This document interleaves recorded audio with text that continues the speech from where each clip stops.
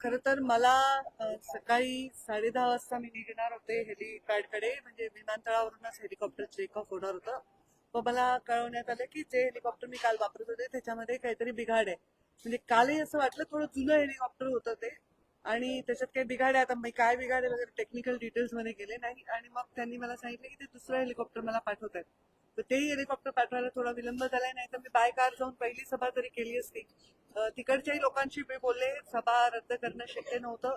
लोक वाट बघायला तयार आहेत, आणि खरंच आहे की आता ही कार्यकर्त्यांची निवडणूक आहे आणि त्यांच्या पाठीशी आम्ही उभं राहायला पाहिजे. त्यांच्या सभा घेऊन त्यांना ऊर्जा दिली पाहिजे, त्यांना ताकद दिली पाहिजे.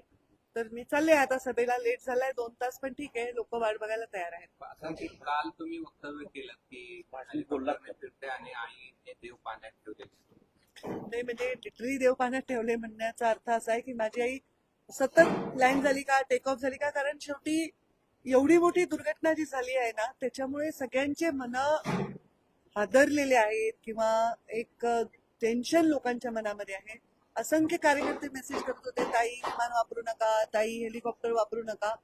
पण आता त्याला पर्याय नाहीये. शेवटी आम्हाला जास्तीत जास्त ठिकाणी पोहोचायचं आहे, तर कोणी काही काळजी करायचं कारण नाही. मी हेलिकॉप्टरमध्ये बसायच्या आधीच त्यांनी क्लिअर केलं होतं की हेलिकॉप्टरमध्ये काय प्रॉब्लेम आहे आणि बदलावं लागेल, तर त्यामुळे काही काळजी करण्याचं तरी कारण नाही. आणि काम तर चालतच राहणार. चरेवेती आम्हाला काम करत राहावं लागेल. दौरा उशिरा का होईना सुरू झाला. हो, दौरा रद्द नाही होणार.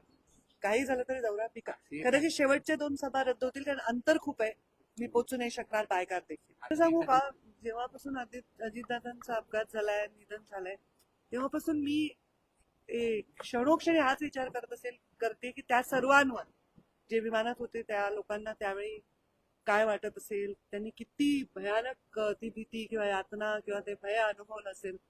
माझा स्वभाव आहे तो जास्त त्या खोलात जाऊन विचार करत होते. फार आमच्या घरात सर्वजण आम्ही खूप व्यथित आहोत, लहानापासून मोठ्यापर्यंत. आणि मला वाटतं महाराष्ट्रात बऱ्याच लोकांच्या घरी हेच चित्र असेल. अत्यंत वाईट वाटलेलं आहे लोकांना. तर नवीन नवीन काही दिवस हे वाटणार आहे भय सगळ्यांना की अरे बापरे काय बिघड, कारण जे माहीतच नाही ते माहीत झालंय की असंही होऊ शकतं. तर वाटणं साहजिक आहे, पण आता त्याला पर्याय नाहीये. प्रत्येकाला आपलं काम आणि कर्तव्य करावं लागेल.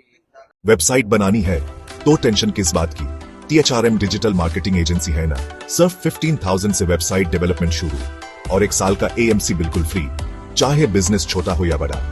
हमारे एक्सपीरियंस्ड डेवलपर्स रेडी हैं आपके लिए एक दमदार, फास्ट और स्टाइलिश वेबसाइट डिजाइन करने के लिए। Visit now office number 2, Seasons Harmony commercial Kalyan west में, या कॉन्टैक्ट करें नीचे दिए गए नंबर पर। वेबसाइट तो सब बनाते हैं THRM।